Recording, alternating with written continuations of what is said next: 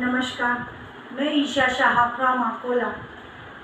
मेरे वक्तृत्व का विषय है, क्या सचमुच समाज में स्त्री पुरुष समानता है? स्त्री के रूप में जन्म लेना ईश्वर होना है या ईश्वर से भी ज़्यादा, क्योंकि ईश्वर को अपनी रचनाओं का निर्माण करने से पहले किसी पाबंदी का या विरोध का सामना नहीं करना पड़ता, मगर नारी को अपनी इच्छाओं का संसार बनाने से पहले हर कदम पर बंदिशों का सैलाब पार करना पड़ता है।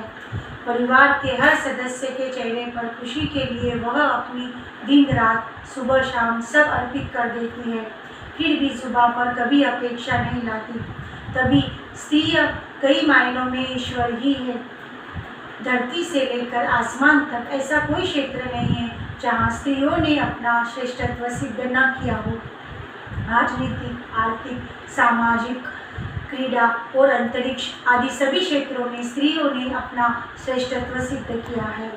मेरी कॉम और गीता फोगाट इसका नाम इस संदर्भ में लिया जा सकता है, जिन्होंने बॉक्सिंग और कुश्ती आदि पुरुषी वर्चस्व वाले क्षेत्रों में भी अपना श्रेष्ठत्व स्थापित किया है।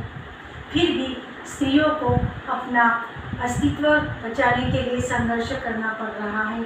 अगर सचमुच समाज में स्त्रियों को सक्षम बनाना है तो समाज में स्त्री पुरुष समानता लाना बहुत ज़रूरी है।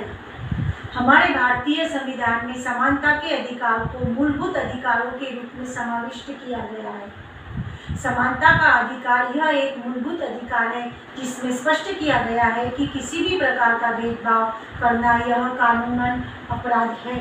फिर भी कई जगहों पर पुरुषों को महिलाओं की तुलना में अधिक सक्षम समझा जाता है और उन्हें महिलाओं को पुरुषों की तरह काम करने नहीं दिया जाता। उन्हें घर संभालने और परिवार की देखभाल करने तक ही सीमित रखा जाता है।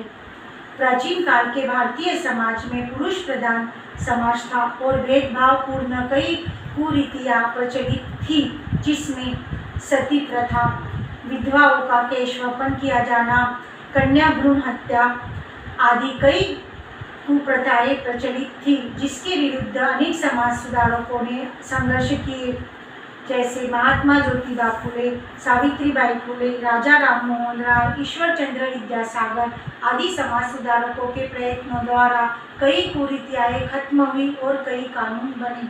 पिछले कुछ सालों में हमारे समाज में भारतीय संविधान में सरकार द्वारा कई कानून लागू किए गए लैंगिक असमानता को रोकने के दृष्टि से, जिसमें प्रमुख रूप से दहेज प्रथा रोक अधिनियम, कन्या भ्रूण हत्या रोक अधिनियम तथा कार्यस्थल पर यौन शोषण एक्ट और हाल ही में मुस्लिम महिलाओं को समानता की दृष्टि से 3 तलाक बिल, यह कानून एक बहुत बड़ी उपलब्धि माना जा रहा है।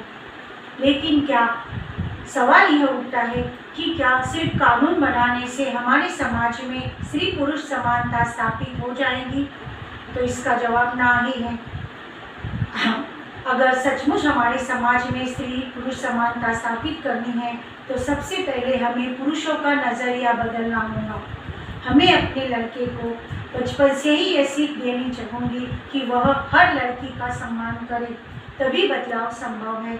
दूसरा, महिलाओं को नौकरियों में समान अवसर से लेकर पैतृक संपत्ति में भी समान अधिकार मिले, तभी बदलाव संभव है। और तीसरा, हर लड़की को, हर स्त्री को शिक्षा, कैरियर और अपना जीवन साथी चुनने की पूरी आज़ादी मिले। बचपन से ही उसे समाज में, घर में और बाहर में समान अधिकार मिले, तभी बदलाव संभव है। अगर यह सब किया गया तो अगर हमारे समाज में सचमुच समानता लाना है तो इन बातों का ध्यान रखना बहुत ज़रूरी है, नहीं तो समानता यह सिर्फ एक कानून बनकर रह जाएगा। धन्यवाद। मैं आयोजकों का तहे दिल से धन्यवाद करना चाहूँगी, जिन्होंने मुझे अपने विचारों को व्यक्त करने का सुअवसर प्रदान किया। धन्यवाद।